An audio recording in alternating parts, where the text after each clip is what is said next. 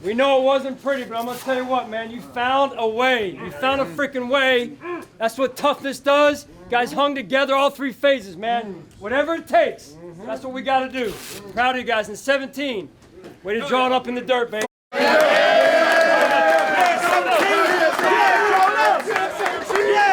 Hey, let's be smart, man. We got a short week now, right? Let's carry this over into the next one, man. A lot of clean up. But at the end of the day, put the ball down, man. 1, 2, 3, 1, 2, 3!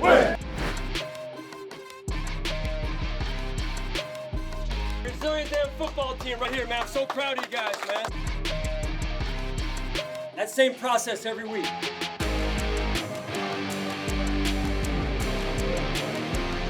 2, 3, 1, 2, 3!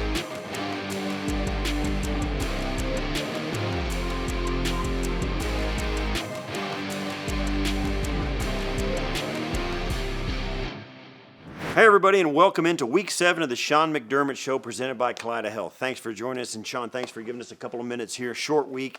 Back on track with a win in New York, 23-20. Wasn't pretty, but like you said in your post game, you found a way. Yeah. It wasn't pretty? It was not. Take my word for it. Thank you. I appreciate that. Yeah, 11 penalties, a little bit of trash talking going on. Tough game. Found a way, and the guys were very, very resilient. Yeah, it started out with Ray. I mean, Ray Davis, 97 yards rushing, 55 receiving, and, first rookie to do all this stuff since, 1986. I mean, the guy had a game. Did you think he was able – what did you think of the way Ray stepped up with James Cook out? You never know until the guy gets the ball handed to him, but, man, he came through big time. He did, Steve. And you don't know until someone's in that position. Preseason's one thing. He's had some flashes during the regular season, but he hasn't gotten kind of the lion's share of the carries either. And so to come out like he came out, and Tide too, they came out with a vengeance and they were intentful in their runs, starting with the offensive line up front, and you could feel it during the game. Yeah, well, after last week's aberration statistically, Josh bounced way back, 76% completion on 25 attempts, a couple hundred yards, 9 rushing, 18. He had all this stuff, being the fastest player in NFL history to reach 25 passing TDs and Monday night, all this stuff keeps piling up. Game-sealing run in the fourth quarter, Josh rises up in primetime games. Why do you think that is? He's a heck of a competitor, and we all know that about him. And I just think that usually when Josh has a week like he had the week prior, there's a big-time reset, and he did it again and came out and played very high-level football and played it from the quarterback position and also took care of himself and took care of the ball. All right, so traded a third-round pick, 5-time Pro Bowler, 7 1,000-yard seasons. He set a career high just last year, Amari Cooper. What do you think he's going to bring? I think more than anything, he'll add to what we have. It's always hard in the middle of a season to say, hey, what exactly you're getting, because you really don't know. We know on film what we've seen. We know what we've gone against at times. Adam Henry, our wide receivers coach, has coached Amari a few years ago, and so more than anything, I think he'll add, and it's an added dimension to our offense and to the group we already have. So Taron Johnson back in the lineup, first time since week 1, huge interception in the fourth quarter.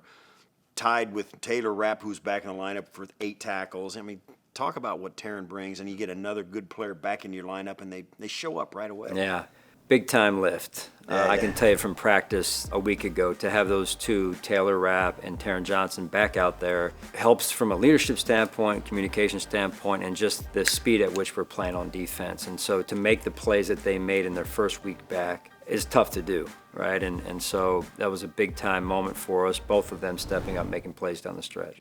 Yeah, had A.J. Epinesa 2 sacks, and he had a roughing the passer penalty, which was tough to stomach for Bills fans at that point of the game. There's a little too much, right? His second career game with a couple of sacks. He's in his 5th year with the team, re-signed in the offseason, the extension. What have you seen from his development this season? Right, so what we were able to do with A.J. is get him into a little bit more of a pass rushing position. Dewan Smoot was in a role where A.J. was the first one out there on first and second down, and so what we did this past week was we flipped them, and Smoot went out there on the early downs, and A.J. hit kind of the later downs, and so more of the pass rushing things, and A.J. was in a good groove and rhythm and had a good matchup, and he exposed it. So a little bit of the big picture here. I mean, that was really the most important game of the season. Not only is it a division game, another road game. You got two-game lead in the division with 2 road games under your belt. Still early, but how do you put an important win like that into context and then say, hey, you know, it's week 7, not week 18, right? So how do you put that in perspective and contextualize it so you can move forward and just keep grinding? Yeah, I think grinding is the key word, Steve. It's 1 week, it's 1 win. It's certainly an important win because it's a divisional win on the road. We learned, I believe, a lot about our team through the 3-game road trip, and now we're back at home this week and looking forward to it. All right, thanks, Coach. We'll get back with you later in the show to get your final thoughts on what it's going to take to beat the Titans here on Sunday. Stay with us. The Game Plan is presented by Energy Mark. Trust Energy Mark for renewable energy supply. When we come back, Eric Wood breaks down the top plays from Monday's win against the Jets. Then take a deep dive into how bringing in Sean McDermott and Brandon Beane have cemented the culture here in Buffalo. Chopping Wood is presented by St. Bonaventure University, an official education partner of the Buffalo Bills. Welcome back to the Sean McDermott Show, and it's time now for another edition of Chopping Wood with our good buddy Eric Wood. The Bills got back on track with a win over the Jets on Monday Night Football. What stood out to you? Yeah, well, after a rough couple of weeks, the offense got back on track, and Josh Allen looked like Josh Allen again. But it all started on the ground, and rookie Ray Davis, who finished with 152 yards from scrimmage, was excellent. He had 97 on the ground and 55 receiving. And then Josh was great in the red zone. They scored on 3 of their 4 trips, and it was a great job by Joe Brady to get this offense back on track against one of the best defenses in the league. Well, let's start with Ray Davis. On the opening drive, he ripped off a 15-yarder to set up the Bills' first touchdown. Break this one down. So the Bills have 6 O-linemen in the game. They have Alec Anderson actually lined up outside Dawson Knox on this play. And so this is their mid-zone concept to the weak side. They have good numbers on this side, essentially 3-on-3. And so they put a hat on that side, and it's a really nice job by Osiris Torrance taking an incredible angle right off the nose guard's backside to be able to get up to the second level. And this is a monster hole down in the red zone and ends up setting up a score. A little bit later, the Bills got the ball on their own 10, and Josh made some magic happen and found Ray Davis down the field for this 42-yarder. Break this one down. Yeah, not many quarterbacks down right on your own goal line are going to scramble back out of the pocket, but Josh gets out of the pocket to his right. Ray Davis actually starts on a wheel route on this play. On the far side, if you look closely, you can see him waving his hand, and Josh Allen catches him running down the field behind the safeties, and Josh makes a Josh play, delivers the ball down the field, and Ray comes up with a big 42-yard catch here. 9 plays later, Josh connected with Mac Hollins to cap off the 90-yard drive. This one came from 8 yards out. Yeah, the Jets are in man-to-man defense here, and it looks like they have 2 spies on the play. So those spies will track Josh if he runs, and then they're also trying to patrol the middle of the field. And Mac Hollins runs a nice route. They try to jam him at the line of scrimmage. He creates separation here, and Josh puts this ball right on the money, and Bills get an easy score here. And on the next Bills possession, they put together another 10-play drive. They went 80 yards this time and capped it off with his 12-yard touchdown to Dawson Knox. Another empty set, man-to-man defense again with a double spy here. And so Josh Allen doesn't see anyone open initially, and so he has an unbelievable escape here. He just goes in between Dion and the defensive end Clemens, goes underneath Dion's arm, so he escapes out to his left. Dawson Knox recognizes that Josh is now scrambling to his left, so he runs towards that front pylon. Josh puts it on the money, and Bills get a touchdown. And we had to look at this next play. With the game on the line, they put the ball in Josh's hands, and he sealed the game. What did you see here? Well, based upon the post-game comments, I'm not sure they dialed this one up to be Josh's hands. It looks like it's going to be either a swing pass or a pitch out to the right to Ty Johnson. And Josh recognizes that he's going to get flow from the defense all the way over to Ty Johnson. It's going to leave him one-on-one with Clemens on the backside. Josh beats him to the edge. This one seals the game. This one was fun to watch. Great stuff as always. Thanks for this, Eric. We'll catch up with you after the Bills face the Titans on Sunday. Sounds good. Looking forward to it, Steve. Still to come on the Sean McDermott Show, take a look at how the hiring of Sean McDermott and Brandon Beane have cemented the culture here in Buffalo. And later on, we take a deep dive into some next-gen stats on Sportsology.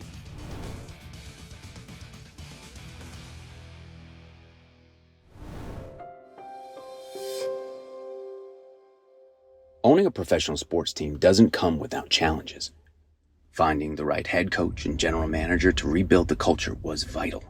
Welcome. Thank you for coming out today as we announce the arrival of our new coach. He is a smart, thorough, decisive, faith-based winner. So I introduce you to Sean McDermott. Sean was first, and I know I'm hiring a football coach, but what stood out to me on his resume was he was a two-time national prep wrestling champ, back-to-back years, and I'm thinking to myself, this guy's a pit bull. Good afternoon. I'd like to thank Terry and Kim Pagula for having the confidence in me to give me this opportunity. We may have all come on different ships, but guess what? We're in the same boat now. Then Brandon, the experience he had, 19 years with Carolina, plus he had worked with Sean, and I thought that was important too. This is an awesome opportunity, and I can't wait to get started. I understand the expectations that come with a job of this magnitude, and I accept that challenge. How do you build a team? You develop trust. The hiring of Sean McDermott and Brandon Beane, I don't think you can quantify how important it was to the franchise. There's a reason why we call them McBeane. Beginning today, I'm looking to build a culture my sole focus is of winning, and that starts inside these walls and extends to our community. It does seem like they have the same understanding of not only what kind of players they want to bring into the roster, but what kind of people. It's well known Buffalo is not a destination city, and so how are we going to do this and make people want to come to Buffalo? I'm counting on each and every one of you, and we'll do this thing together. Terry and Kim, they're great listeners, and they're interested in the why behind things. You need somebody with that feedback. That's part of the relationship between a head coach, a general manager, and an owner. The very first thing we did here, they gave us a lot of money to build a whole scouting system. We had ideas to make this top 2, top 3 in the league, really set the foundation for how we were going to get players in here, either through the draft, free agency, and such. Kim. November 28th, we are at Dallas for the Thanksgiving game.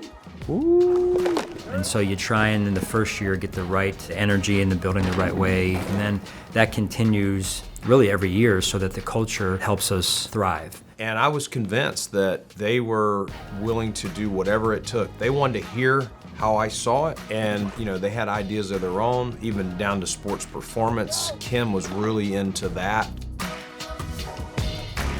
It was not hard to see what they're building. It was a dramatic turnaround to see where the team was when they purchased it to where it is now. When people come here and they see the facility the way it is and the way that the ownership provides for them to be the best version of themselves, I think that's very evident that the Pagulas are into winning. And as long as it works within our cap and our cash structure, they'll do anything. And that gives us an advantage, because I know not all 32 teams have that. There was a lot of respect and reverence for them at every NFL meeting because that's not easy to do, especially when you've had 17 straight seasons of missing the playoffs.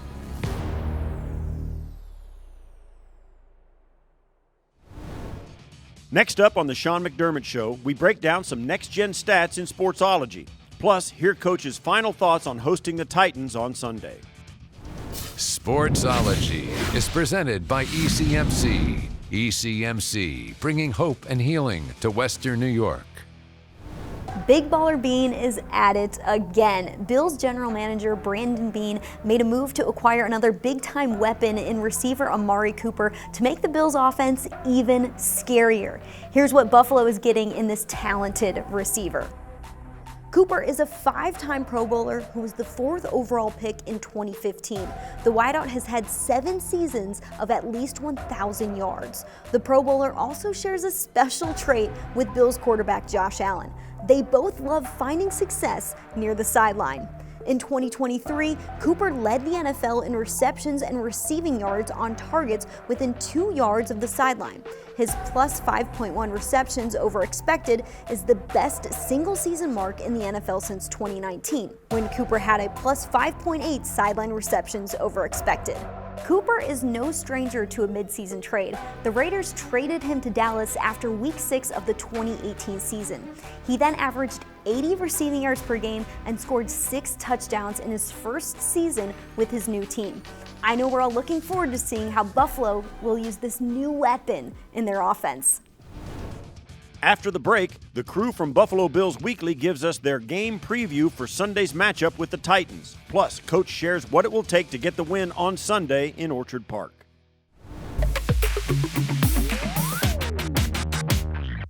Week 7 on deck for Buffalo. They're facing the Tennessee Titans, who are 1-4 to start the season. Their defense is keeping them in these games. 3 of their 4 losses have been by 7 points or less. They've got the best pass defense in the NFL, allowing just 137 passing yards per game.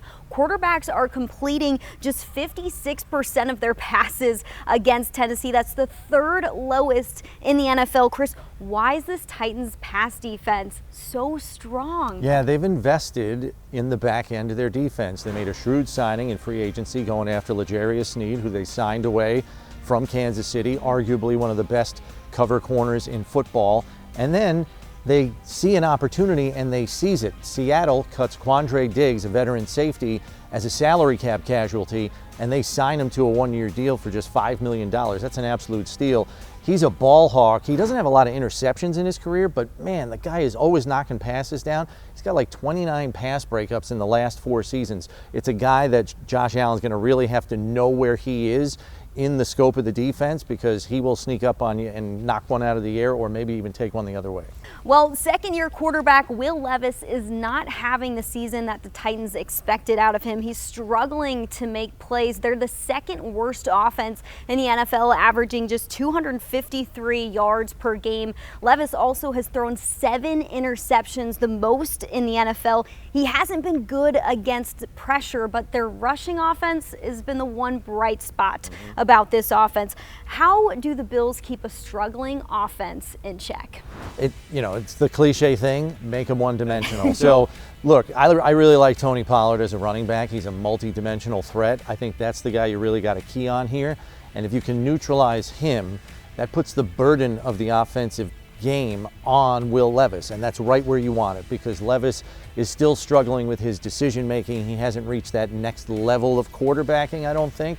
So let's keep him there, right? Like, just put the whole game on him, make him feel like he's got to do a couple of extra things to help them in the game, and if you do that, you're going to get him to give one to you. It would be fun to see the defense get a couple takeaways, give the ball back to our quarterback Josh Allen, because it's his 100th career start on Sunday against the Titans. Just another milestone that this guy's passing. Yeah, and look, he already passed Patrick Mahomes for most offensive touchdowns in your first 7 years of a career. He is the record holder already, and there's a lot more to year 7 left for Josh, so more records to break, more records to set. For more from Brownie and Maddy, including insights from players and coaches, plus exclusive interviews, check your local listings for Buffalo Bills Weekly, also available on Buffalo Bills YouTube. Coach, back at home finally after a 3-game road trip. The Titans are 1-4 coming in. They're coming off a close loss against the Colts. It's the first year of Brian Callahan's tenure as head coach down there. But being back home, it's got to help you coming off a short week. No, it does. It's nice not to be having to board a plane at the end of this week and staying in a hotel and whatnot, but we still got work to do. As you mentioned, got to stay on the grind and put the work in to make sure we're ready and improving every week. You got a guy coming in, Will Levis of the Titans. He's a little bit Josh Allen-y, right? I mean, he's a big, strong, big-armed athlete guy, likes to wing it. He's got DeAndre Hopkins and Calvin Ridley out there, though, so he's got some weapons, and Tony Pollard at running back. So he's got a stable of guys if he can get the ball to him, but he's a little bit like your own Josh Allen was 4, 5, 6 years ago.